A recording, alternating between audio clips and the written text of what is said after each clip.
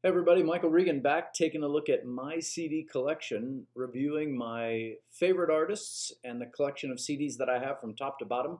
And today I'm going to take on my first request from a previous review. One of my good friends asked me to take a look at a collection of music from my favorite Canadian band. And I'm assuming he didn't mean Triumph, even though I love those guys. I think he was referring to Rush. Now, Rush has been maybe in my top five bands of all time, so fitting that I would hit them in one of my early videos. But as I was reviewing my collection, which is quite large, it's getting up to about 20 studio discs, not to mention some live discs and some compilations. So I think what I'm going to do is break this up into volume one, volume two, just so that the video clip isn't too lengthy. And if you're interested in where I leave off at the end of volume one, you'll probably be interested and where I pick up and finish in volume two. So just like before, I'm going to go through these from my least favorite to my favorite. In this particular volume one section, these will be my least favorite right to the middle of my collection. So it's fair to say that some of these don't get a lot of play in my CD player anymore, or on my iPhone for that matter. And it's not because there aren't some great tracks on there or because I didn't enjoy these CDs when I bought them or when they came out as albums or tapes. It's just that over time, certain music from Rush has really stayed true for me, and other music I've lost some interest in as time goes on. So it's kind of fun to go back and revisit the old collection because you do realize, boy, there are some great tracks on every one of these discs. And so let's get started from the bottom. Now, in full disclosure, I thought I owned every release Rush ever put out until I went through my collection and could not find the first selection that'll be on my list, which is Presto. Presto came out in 1989 while I was in college, and I don't know where this disc went. I thought it was still in my collection, so it's queued up on my Amazon for a repurchase because I'm a completionist with my favorite bands, and I certainly want all my Rush discs in the collection. But this disc would certainly be at the entry level for me with Rush as far as the least amount of listens that I give, because frankly, that disc, other than Time Stands Still, didn't have a lot on it that really, I'm sorry, Show Me, Don't Tell Me. See, I've even forgotten what was on there. Uh, just not a lot on there that makes me want to go back and grab that disc off the shelf, clearly, because I've lost track of it. So Presto comes in at the bottom. Next up on the list was the release that came out during my senior year of high school, Hold Your Fire. Now, again, few great tracks on here, and it's fun to go back and listen to music that I remember from my high school years, but I honestly don't go back to Presto very often, so it's going to land next up on the low end of the list. Also from my high school era, an album I loved quite a bit in high school, but I find as time goes on, I just go back to less and less, Grace Under Pressure. Now, again, if you'd asked me this question in the mid 80s, this would have been very high on my list. But as time goes on, it has a very synthesizer 80s sound to it that just doesn't grab me as much as some of the other music both before and after it. So it lands there on my list. And I guess let's round out my high school collection with Power Windows. Again, when this came out during the middle of my high school years, my friends and I all jammed the heck out of this record. But, you know, it just doesn't hold up as well for me today. But The Big Money is a great track on there, and I still love Manhattan Project and Mystic Rhythms, another great track to round out the CD, but not as many plays as some of the following discs.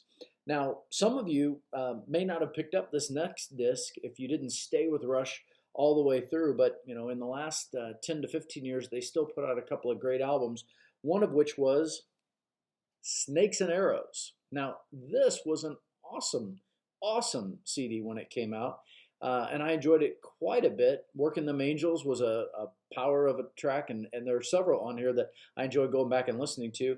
But Snakes and Arrows would be next on my list, and really great to see the band coming up with fresh new music within the last 10 to 15 years as they wound their career down, along with next on my list, their last release, Clockwork Angels. I thought this was just slightly a little bit better, and really loved going back and listening to this disc. So Clockwork Angels, next up on my list.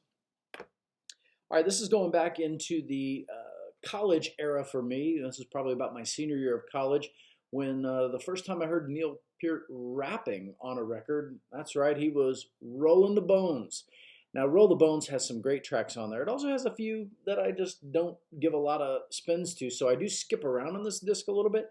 But the tracks that I do love on here are solid. So it's a mixed bag for me, but I do find that I go back and listen to it because, again, there are several tracks on here, including the title track, Roll the Bones, Bravado, Dreamline, great songs. Where's My Thing, a great follow-up track for those of you who like deep tracks from Rush. All right, next up, just after my college era, the next record that came out was Counterparts. Now, this one I thought rocked it up quite a bit. Animate, Stick It Out. Nobody's Hero was a great track. It explored some topics that I don't think Rush had ever explored before lyrically. You know, a lot of the stuff they did in the 70s was very Ayn Rand progressive, and this was very topical at the time. But yeah, I go back and listen to songs like Leave That Thing Alone. I love this record quite a bit, and a few tracks on there I skip, but again, next up on my list. All right, now we're going to go into the deep catalog of Rush because this record does come out from time to time, but in the batting order,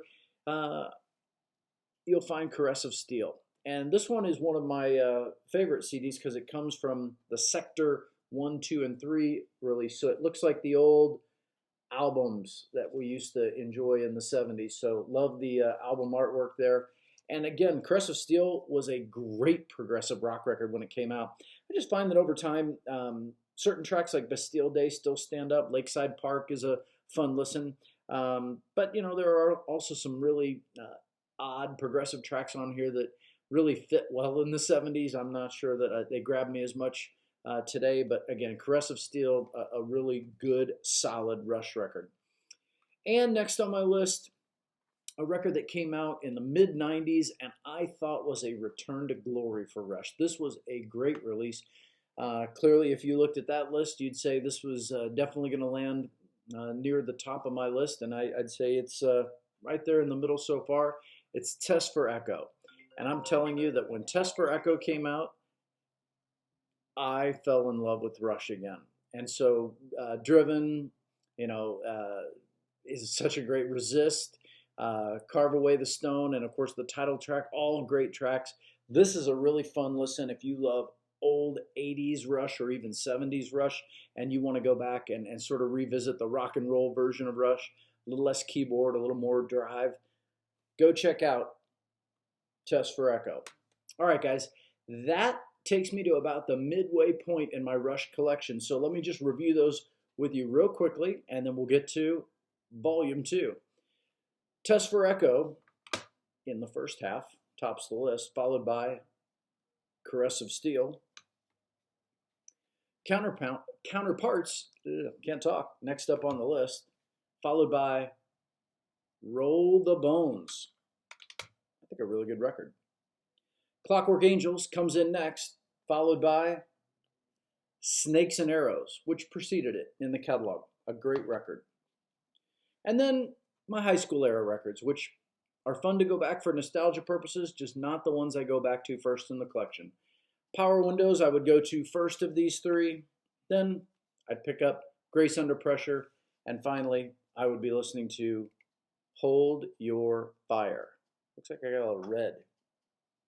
That's pretty good.